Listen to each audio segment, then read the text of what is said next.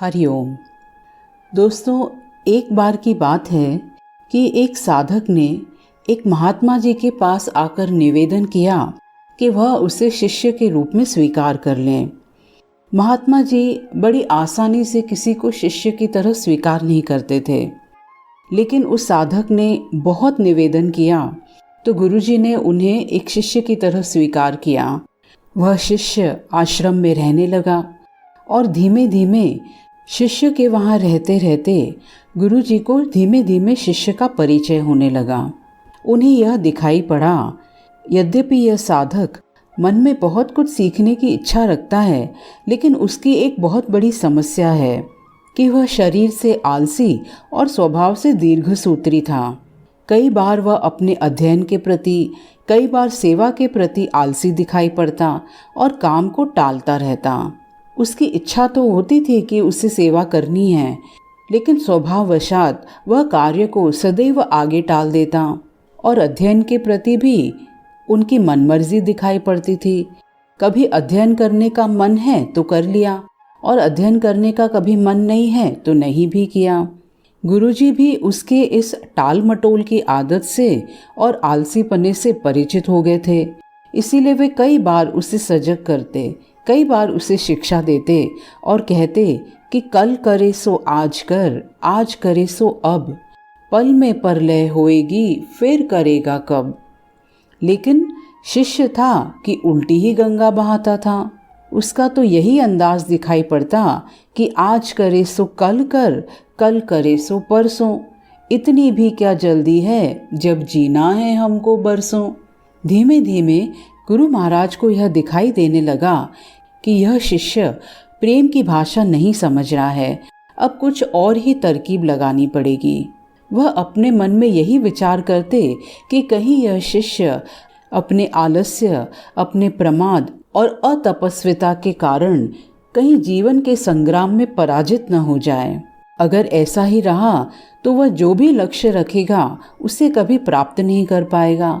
इसीलिए करुणावशात गुरुजी ने सोचा कि इस शिष्य की आंखें खोलनी पड़ेंगी।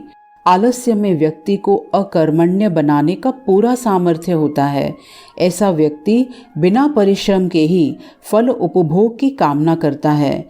वह शीघ्र निर्णय नहीं ले सकता और यदि ले भी लेता है तो उसे कार्यान्वित नहीं कर पाता।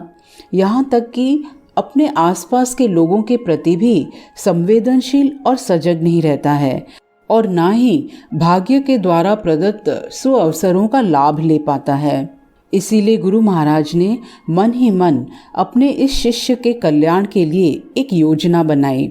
एक दिन उन्होंने एक पारसमणि का टुकड़ा उसके हाथ में देते हुए कहा, मैं तुम्हें यह पारसमणि 2 दिन के लिए देता हूँ, आज और कल का दिन।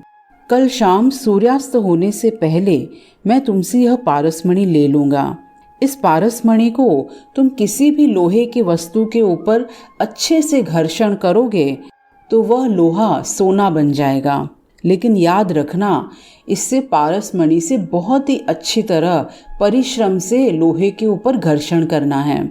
और यह भी स्मरण रहे कि कल सूर्यास्त से पहले यह पारसमणि मैं तुमसे वापस ले लूँगा। उस दिन सवेरे सवेरे यह कहते हुए गुरु महाराज वह पारसमणि शिष्य को देके चले जाते हैं। शिष्य इस अवसर को पाकर बड़ा प्रसन्न हुआ, लेकिन आलसी होने के कारण उसने अपना पहला दिन यह कल्पना करते करते बिता दिया कि जब उसके पास बहुत सारा स्वर्ण होगा तब वह कितना प्रसन्न, सौभाग्यशाली, सुखी, समृद्ध और संतुष्ट होगा। इतने नौकर चाकर होंगे कि उसे पानी पीने के लिए भी उठना नहीं पड़ेगा। फिर दूसरे दिन जब वह प्रातःकाल जगा, उसे अच्छी तरह से स्मरण था कि आज स्वर्ण पाने का दूसरा और अंतिम दिन है। उसने मन में पक्का विचार किया कि आज वह गुरुजी द्वारा दिए गए इस पारसमणि का लाभ जरूर उठाएगा। उसने निश्चय किया कि वो बाजार से लोहे के बड़े बड़े सामान खरीद लाएगा और उन्हें स्वर्ण में परिवर्तित कर देगा। दिन बीतता गया, पर वह इसी सोच में बैठा रहा कि अभी तो बहुत समय है, कभी भी बाजार जाके सामान लेता आऊँगा। दूसरे दिन का प्रारंभ हुआ तो उसके मन में विचार आया कि अभी तो बहुत ही सवेरा है, अभी ऐसा करता हूँ कि नहा धो के पहले अच्छे से स्वल्पाहार कर लेता हूँ। तो उसने सवेरे का समय अपने लिए नाश्ता बनाने में बिता दिया और फिर भरपेट नाश्ता कर लिया। और नाश्ता करने के बाद उसने सोचा कि अभी तो बहुत समय है, अभी तो बाजार खुला भी नहीं होगा, कुछ समय अखबार वगैरह पढ़ लेता हूँ, उसके बाद बाजार चला जाऊंगा। तो सवेरे का समय उसका यूं ही बीत गया। अब क्योंकि गुरु महाराज आश्रम में नहीं थे, इसीलिए वह और भी आराम तलब हो गया। इसी तरह दोपहर हो गई। अब दोपहर हुई तो उनके मन में आया कि अब तो दोपहर का भोजन कर ही लेना चाहिए, उसके पश्चात मैं बाजार जाके सामान ले आऊंगा। तो उसने दोपहर के भोजन की तैयारी की और भरपेट दोपहर का भोजन कर लिया। अब भोजन करने के बाद उसे विश्राम करने की आदत थी और उसने बजाय उठ के कि मेहनत करे, उसने सोचा कि थोड़ी देर आराम कर लेता हूँ। लेकिन भोजन के उपरांत आलस्य से परिपूर्ण उसका शरीर नींद की गहराइयों में खो गया और जब वह उठा तो सूर्यास्त होने को ही था। अब वह जल्दी जल्दी बाजार की तरफ भागने लगा, पर रास्ते में ही उसे गुरुजी मिल गए। उनको देखते ही वह उनके चरणों में गिर पड़ा।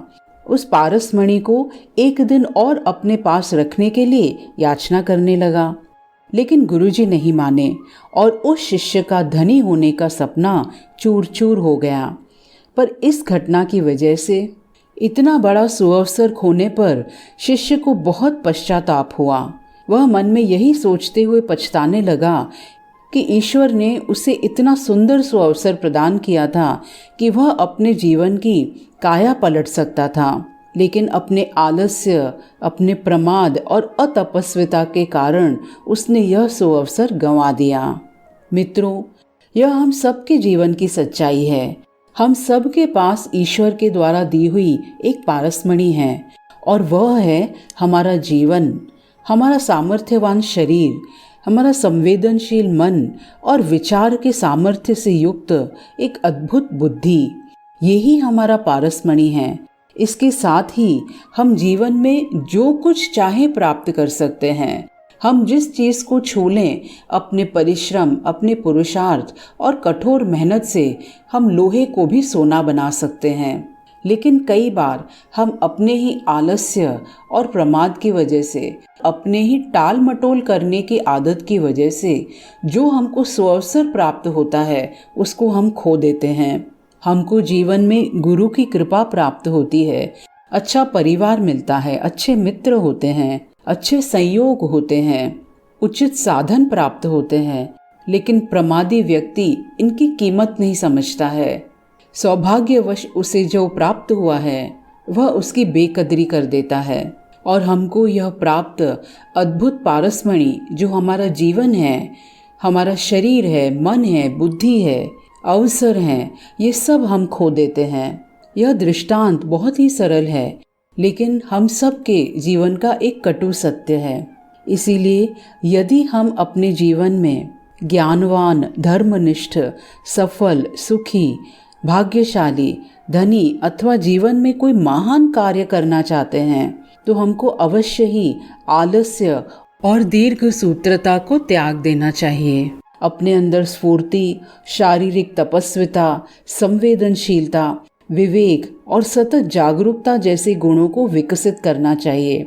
और जब भी हमारे मन में किसी काम को टालने का विचार आए तो हम अपने आप से एक प्रश्न अवश्य पूछें, आज ही क्यों नहीं और अभी क्यों नहीं।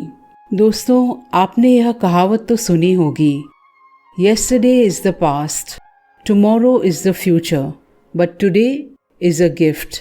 That's why it's called the present. Hari Om.